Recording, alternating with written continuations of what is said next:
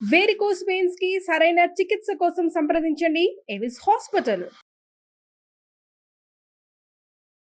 నమస్తే, welcome to Suman TV. నేను anchor Girija.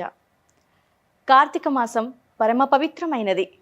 Almost కొద్ది వారాలు గడిచిపోయింది, ఇంకా చివరి వారాలు ఉన్నాయి. అందులోనూ ఈ మాసంలో చివరిగా ఒక 2-3 విశిష్టతలు అయితే ఉన్నాయి. అందులో ఒకటి మాస శివరాత్రి. అసలు ఆ రోజు ఈశ్వరుని కృపకి ఎలా పాత్రలు అవ్వాలి, ఆ రోజు ఏం చేయాలి, పూజా విధానాలేంటి, ఈ విషయాలన్నీ తెలియజేయడానికి మనతో పాటు ఉన్నారు ప్రముఖ జ్యోతిష్య పండితులు బ్రహ్మశ్రీ నందిపట్ల శ్రీహరి శర్మ గురుగారు ఉన్నారు. గురుగారితో మాట్లాడి మరిన్ని విషయాల్ని తెలుసుకునే ప్రయత్నం చేద్దాం. నమస్కారం గురుగారు. వాగర్థావివ సంపృక్తౌ వాగర్థ ప్రతిపత్తయే జగతః పితరౌ వందే పార్వతీ పరమేశ్వరౌ. సదాశివ సమారంభాం శంకరాచార్య మధ్యమాం అస్మదాచార్య పర్యంతం వందే గురు పరంపరాం. ఆదిత్యాయ చ సోమాయ మంగళాయ బుధాయ చ గురుశుక్ర శనిభ్యశ్చ రాహవే కేతవే నమః.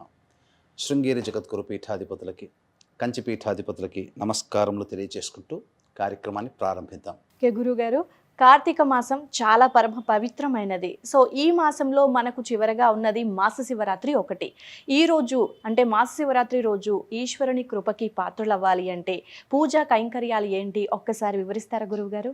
ఈ మాస శివరాత్రి అనేటువంటిది ప్రతి మాసములో వస్తుంది. అంటే సంధ్యా సమయంలో చతుర్దశి తిథి ఉండాలి. ప్రదోష కాలానికి చతుర్దశి తిథి స్పర్శ ఉన్నటువంటి రోజునే మాస శివరాత్రి. మనకు ఈ ప్రత్యేకంగా ఈ కార్తీక మాసంలో మాస శివరాత్రి 29వ తారీఖు అయింది. 30 శనివారం, అలాగే ఆదివారము ప్లస్ అమావాస్య. అది కూడా చాలా విశేషము. ఈ ఆదివారం అమావాస్యకు సంబంధించిన వీడియో కూడా మళ్ళీ మనం ప్రత్యేకంగా ఇంకొక వీడియోలో తెలియజేసుకుందాం. ముందుగా ఈ మాస శివరాత్రి రోజున ఈశ్వర అనుగ్రహం కోసం ఎటువంటి పరిహారాలు పాటించుకోవాలి. అయితే ఇక్కడ ఈ మాస శివరాత్రి రోజున ఉదయం 10:41 వరకు స్వాతి నక్షత్రం ఉంది, త్రయోదశి తిథి. సంధ్యాకాలానికి విశాఖ నక్షత్రము చతుర్దశి తిథి వస్తుంది. కాబట్టి ఇక్కడ గమనించాల్సిన అంశం ఏంటంటే ఈ స్వాతి నక్షత్రము త్రయోదశి తిథి ఉన్నటువంటి రోజున ఒక విధంగా అది యోగకాలం. సంధ్యా సమయానికి ఆ రోజున చతుర్దశి విశాఖ నక్షత్ర స్పర్శ ఉంది. కాబట్టి మాస శివరాత్రి పర్వదినంగా జరుపుకునేటువంటిది సాయంకాల సమయంలో. కాబట్టి ఈ రోజున కనీసము వీక్షించేటువంటి సుమన్ టీవీ ప్రేక్షకులు గమనించాల్సినటువంటిది, ఉపవాసం అనేటువంటిది ప్రతి సోమవారాలు ఉంటూ వస్తున్నారు కొంతమంది. పౌర్ణమి నాడు ఉపవాసం ఉంటుంటారు. అసలు ఈ యొక్క నెల రోజుల పాటు కూడాను ఉపవాసం ఉన్నటువంటి వాళ్ళు ఉన్నారు.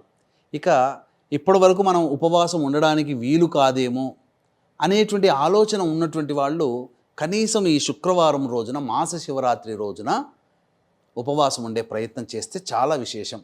ముఖ్యంగా స్త్రీలకి కూడా శుక్రవారం కలిసి వచ్చిందండి. అవును గురుగారు. అయితే ఈ మాస శివరాత్రి రోజున స్వాతి నక్షత్రం ఉండడం చాలా విశేషం. ఎందుకంటే మీకు గమనించుకున్నట్లయితే ఈ దీపావళి, నరక చతుర్దశి ఉన్నాయి చూడండి అమ్మా, ఇవి మనకు సాధారణంగా స్వాతి నక్షత్రంతో కూడుకొని వచ్చినటువంటి దీపావళి అయితే అత్యద్భుతమైనటువంటి అలభ్య పుణ్యయోగము. అది ఎన్నో కొన్ని సంవత్సరాలకి తప్ప ఆ యోగం కలిసి రాదు. స్వాతి నక్షత్రం ప్రధానంగా అంటే ఎందుకు? స్వాతి నక్షత్రానికి అధిపతి ఎవరంటే వాయువు. ఈ సమస్త ప్రాణికోటికి, మీకు, నాకు, పశుపక్షాదులకి, నీటిలో తిరిగే చేపలకి, జలచరాలకి అన్నిటికీ గాలే ప్రాణం కదా. వాయువే లేకపోతే ఈ సృష్టి లేదు. కాబట్టి ఈ సృష్టికి ప్రాణధారమైనటువంటిది, ప్రాణభూతమైనటువంటిది స్వాతి నక్షత్రానికి అధిపతి అయినటువంటి వాయువు. కాబట్టి స్వాతి నక్షత్రానికి అంతటి విశేషత ఉన్నది. మనకు ఈ బ్రహ్మాండ పురాణంలో మనకేం చెప్పబడి ఉందంటే స్వాతి నక్షత్రానికి ఉన్నటువంటి విశిష్టత ఏంటంటే, స్వాతి నక్షత్రం రోజున వివాహానికి సంబంధించినటువంటి ముహూర్తం కలిసి వచ్చింది అనుకోండి, ఆ వివాహం కనుక చేస్తే మామగారు సొంత కూతురులా చూసుకుంటారట ఆ కోడల్ని. అందుకే స్వాతి నక్షత్రంలో ఎక్కువగా వివాహాలు ఉంటాయి. కాబట్టి ఉన్నటువంటి దేవతా నక్షత్రాల్లో స్వాతి నక్షత్రం. స్వాతి నక్షత్రంలో జన్మించడం అనేటువంటిది ఏంటంటే సమస్త మానవాళిని ప్రేమించే తత్వం ఉంటుంది అది. కాబట్టి ఈ స్వాతి నక్షత్రము త్రయోదశి తిథి మాస శివరాత్రి కలవడం అదొకటి. కాబట్టి ఉదయాన్నే చక్కగా ఈ ఈశ్వరుని బ్రహ్మముహూర్త కాలంలో లేచి కాలకృత్యాదులు తీర్చుకొని ఉదయం 4 గంటలకల్లా శివచిత్రపటం దగ్గర చక్కగా పూలమాల వేసి అష్టదళ పద్మం వేయాలి. ఆవునేతితో దీపారాధన చేసి శివ సహస్రనామ పారాయణం చేయాలి ఆ రోజు శివ సహస్రనామ పారాయణం చేసి తదనంతరం ఇవన్నీ పూజాది కార్యక్రమాలు అయ్యేసరికి తెల్లవారుతుంటుంది. అంటే అరుణోదయ కాలం అని ఒకటి ఉంటుంది. అంటే ఉదయం 6:16 ఆ విధంగా సూర్యోదయం అవుతుందమ్మా. దానికంటే 2 ముహూర్తాలు అనగా 48 నిమిషాల ముందు కాలము అరుణోదయ కాలం, ఉషస్సు సమయం అని అంటారు. ఇది సర్వ విధాలుగా అన్ని రకాలుగా ఉపయోగమైనటువంటి సమయం ఏ పని ప్రారంభించడానికైనా. కాబట్టి మీరేదైతే పని ప్రారంభించాలని అనుకుంటున్నారో ఆ పనిని ఆ రోజు ఆ సమయంలో సంకల్పం చేసుకోవాలి. చేసుకొని తులసి చెట్టు దగ్గర చక్కగా అలికి మళ్ళీ అక్కడ అష్టదళ పద్మం వేసి అక్కడ ఆవు నేతితో దీపారాధన చేసి విష్ణు సహస్రనామ పారాయణం అక్కడ చేయాలి. లేదు స్వాతి నక్షత్రం కదమ్మా, ఆ రోజున ఈ లక్ష్మీ నరసింహస్వామి సహస్రనామ పారాయణం చేయాలి. చాలా విశేషం. కార్తీక మాసం త్రయోదశి స్వాతి నక్షత్రం కలిసి ఉండడం చాలా విశేషం అమ్మ. కాబట్టి ఆ రోజున ఈ లక్ష్మీ నరసింహస్వామి ఉపాసన కానీ, లేకపోతే వివాహం కాని అబ్బాయిలు అమ్మాయిలు ఉంటారు కదా, లక్ష్మీ నరసింహస్వామి కళ్యాణం జరిపించండి ఆ రోజు. చాలా విశేషం. లేదా తులసి చెట్టు దగ్గర ఆవు నేతితో దీపారాధన చేసి విష్ణు సహస్రనామ పారాయణం చేసి బీజాఫలంగా దానిమ్మ పండు నైవేద్యంగా పెట్టవచ్చు. ఇంకా చాలా విశేషమైనటువంటి కార్యక్రమాలు కూడా ఆ రోజు చేసుకోవచ్చమ్మా. ఎందుకనంటే చాలా పవిత్రమైనటువంటి మాస శివరాత్రి రోజు కాబట్టి ఆ రోజంతా ఉపవాసం ఉండి సాయంకాల ప్రదోషకాల సమయానికి శివాభిషేకం చేసుకుంటే చాలా మంచిది. విశాఖ నక్షత్రము చాలా విశేషమైన నక్షత్రము. ఈ నక్షత్రము అన్ని నక్షత్రాల్లోకెల్లా రాజైనటువంటి నక్షత్రంగా చెప్పబడింది. విశాఖ నక్షత్రం అధిపతి గురువు. పైగా ఈ మాస శివరాత్రి రోజున ప్రదోషకాల సమయానికి విశాఖ నక్షత్రం కూడా ఉంది కాబట్టి అప్పుడు శివాలయంలో ఏ విధంగా అనేటువంటిది మనం కొన్ని పరిహారాలు చేసుకోవాలి. అంటే వీక్షించేటువంటి ప్రేక్షకులకి గమనిక, ఈ ఆదివారం అమావాస్య సందర్భంగా ఈ కార్తీక మాసంతో ఎండ్ అయిపోతుంది. పోలీస్ స్వర్గము అనేటువంటిది మనకంటూ ఒకటి ఉంది.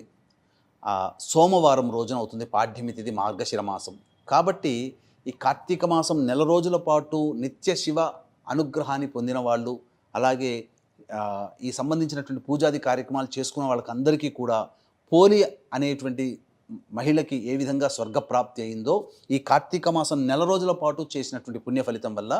కాబట్టి మీరు కూడా ఎవరైనా కానీ ఈ కార్తీక మాసం నెల రోజుల పాటు పూజ చేసుకున్నటువంటి వాళ్ళు, భక్తి ప్రపత్తులతో ఉన్నవాళ్ళు, వీళ్ళందరికీ కూడా ఈ పోలీస్ వర్గం రోజున వీళ్ళ యొక్క అనగా జాతకరీత్యా కలుగు విద్య, వివాహ, ఉద్యోగ, దాంపత్య, సంతాన, అనారోగ్య సమస్యలు మరియు గోచారరీత్యా వృషభ, మిథున, కర్కాటక, సింహ, తుల, వృశ్చిక, మకర, కుంభమీన రాశిలో జన్మించిన వారికి శనిదోష పరిహారార్థమై సర్వదోష నివారణ పూజలు, హోమాలు అనేటువంటివి గోకర్ణంలో కానీ లేదా శ్రీశైల క్షేత్రంలో కానీ ఇవి చేయించడం జరుగుతుంది.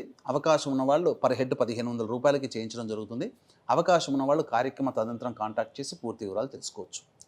ఇక ప్రదోషకాల సమయంలో అనగా సాయంత్రం 5:36-37 సూర్యాస్తమయం అయిపోతుందమ్మా.